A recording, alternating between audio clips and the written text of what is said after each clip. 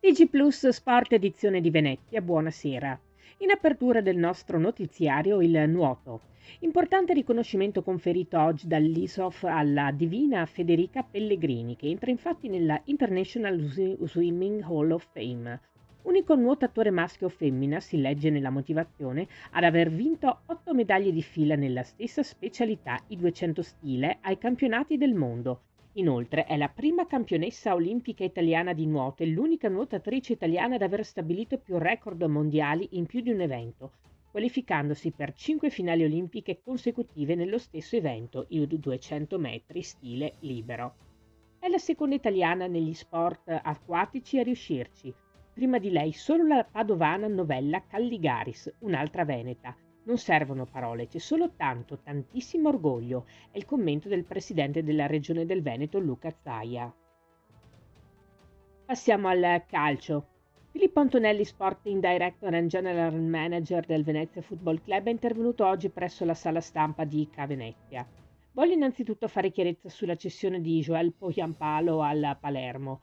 All'inizio del mercato di gennaio la sua partenza non rientrava nei nostri piani, tuttavia, come spesso accade durante le sessioni di mercato, gli scenari possono cambiare rapidamente. Abbiamo affrontato questa sessione di mercato con l'obiettivo di rafforzare la squadra. Siamo al penultimo posto in classifica, una posizione che non soddisfa né i tifosi né noi, ma vogliamo puntare a risalire, iniziando già dalla prossima partita contro la Roma. Fino ad oggi il Venezia ha dimostrato di essere competitivo in Serie A.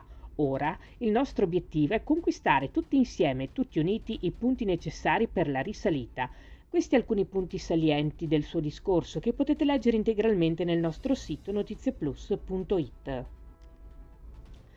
Passiamo al basket. Domenica 9 febbraio alle 16 l'Umana Reyer Venezia torna in campo in campionato per l'ultima partita prima della sosta dovuta alle Final 8 di Coppa Italia e alla finestra di FIBA Eurobasket 2025 European Qualifiers.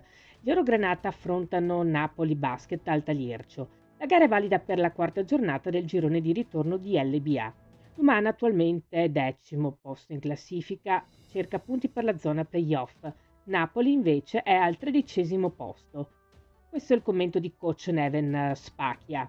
È una partita molto importante per noi. Incontriamo Napoli che ultimamente sta giocando molto bene, segnando tanti punti. Sono una buona squadra competitiva e con tanto talento. E inoltre preparano questa partita da inizio settimana, ma siamo preparati. I 2 giorni extra che abbiamo avuto ci hanno aiutato. Dobbiamo vincere. Quest'anno abbiamo perso tanti punti in casa e vogliamo fare meglio. La squadra sta bene, stiamo ricercando equilibrio all'interno della roster che ha grande qualità. Ogni giorno miglioriamo. Stiamo lavorando sulla chimica di squadra. Siamo in ritardo, ma dobbiamo avere pazienza. E questa mattina, che abbiamo argomento, è stata presentata la quinta edizione del progetto Volare Oltre lo Sport, a cura degli itinerari educativi del Comune di Venezia e della CGA di Mestre. Quest'anno l'iniziativa sarà scandita da 4 appuntamenti e si suddividerà in più parti. La prima si terrà il 20 febbraio all'Istituto Algaroffi. Durante l'incontro alcuni atleti con disabilità porteranno la loro testimonianza relative a esperienze sportive recentemente realizzate.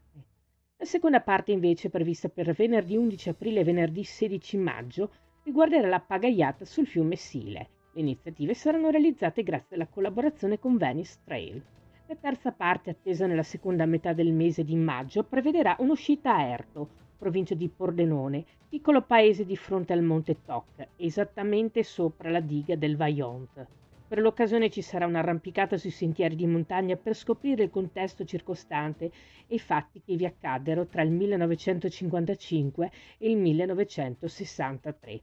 La quarta e ultima parte si terrà al Polo Nautico di San Giuliano verso la fine di maggio. Per saperne di più potete consultare il nostro sito notizieplus.it. E questa era la nostra ultima notizia. Grazie per averci seguiti. Arrivederci.